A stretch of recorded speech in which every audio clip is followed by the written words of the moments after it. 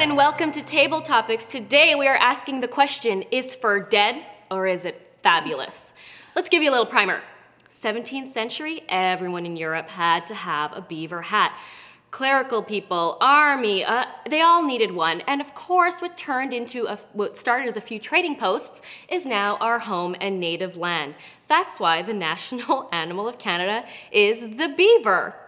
Now, the fight has raged in North America forever. First it was warring fur companies with fights to the death over trading routes, and now it's PETA throwing pies at Oscar de la Renta and calling Anna Wintour a fur hag on her Manhattan home.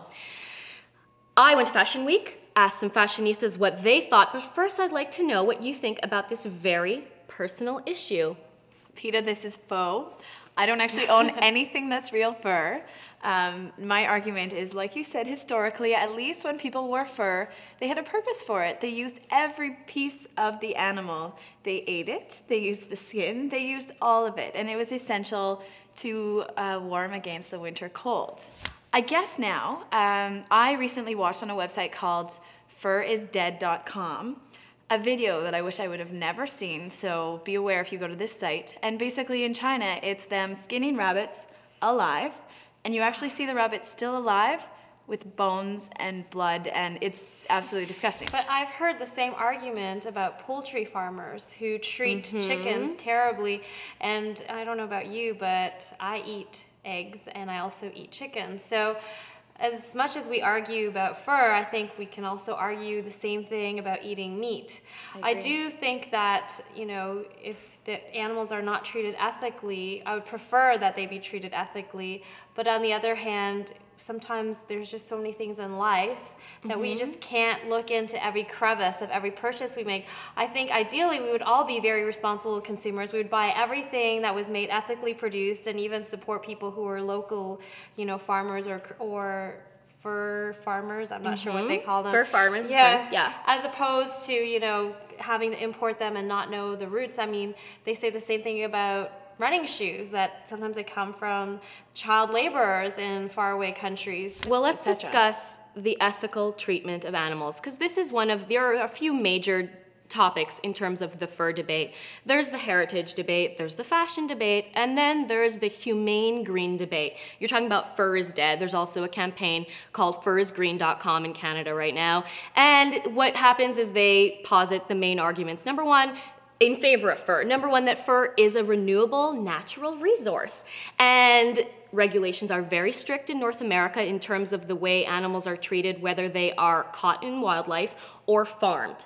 And that catching animals in the wildlife actually gives incentive to preserve wildlife areas because we need them because of this industry, and that no endangered species are used. PETA says it's total bullshit, okay? Because regardless of how humane you call it, these animals are being trapped in cages. They're left there for days, they starve, they're bleeding, and then you know, the hunters come and smash their little heads. And you can go on PETA and watch videos that show you this.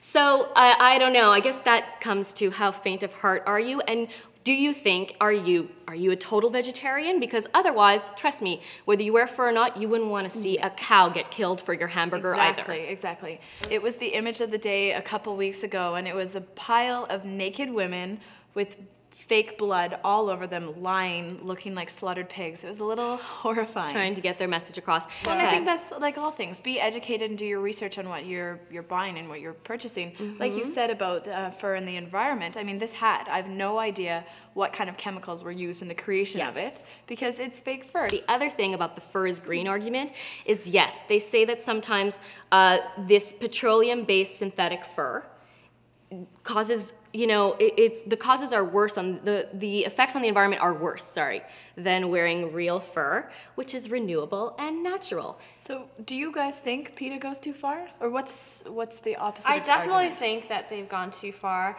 and I have a confession to make. I actually own a piece of fur. I wanted to know. I like Let's see your fur. boots. Yes, I'm wearing. You should pull one Oh, off. she's got hold it up. leather.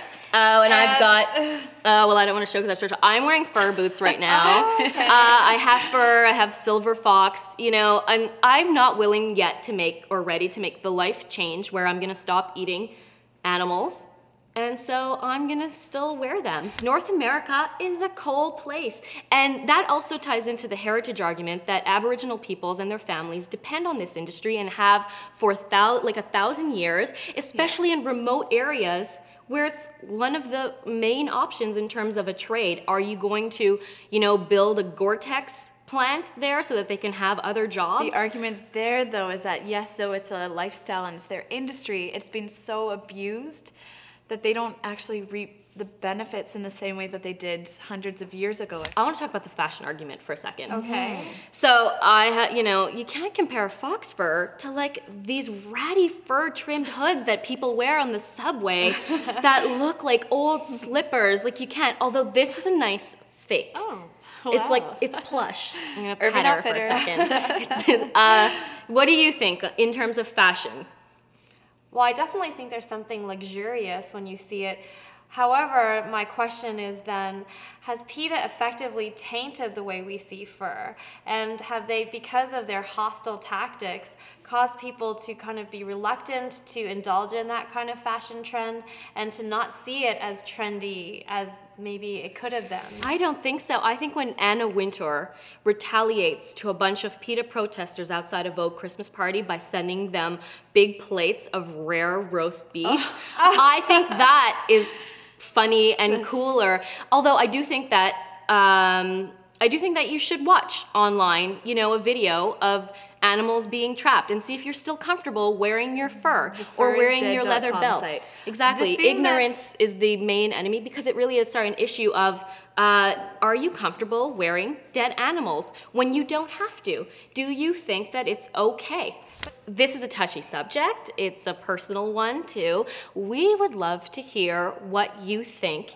And if you want to trash our opinions, then go ahead.